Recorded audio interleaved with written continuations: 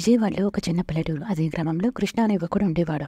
అతను చదువులో, ఆటలో ప్రతి విషయంలో మేటి.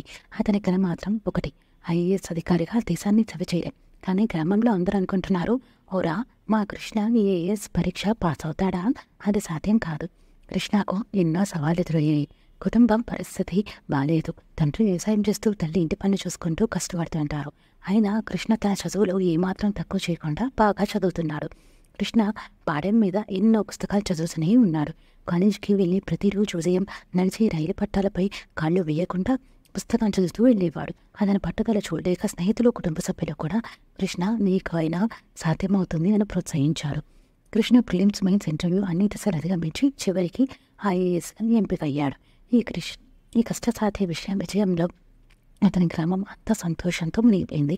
అందరూ గర్వంతో చెప్పారు, కృష్ణ అనుకున్నది నిజమైంది. అతను ఐఏఎస్ అయ్యాడు. కృష్ణ తన విజయంతో తన గ్రామానికి మాత్రమే కాదు, సమాజానికి కూడా ఒక స్ఫూర్తిగా నిలిచాడు.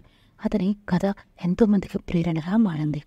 కష్టం తప్ప సుఖం రాదు అని నానుడి నిజం చేసి చూపించాడు.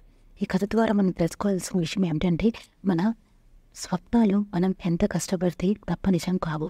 విజయానికి మార్గం కష్టసాధ్యం, కానీ పట్టుదలతో, అంకిత భావంతో సాధ్యమవుతుంది.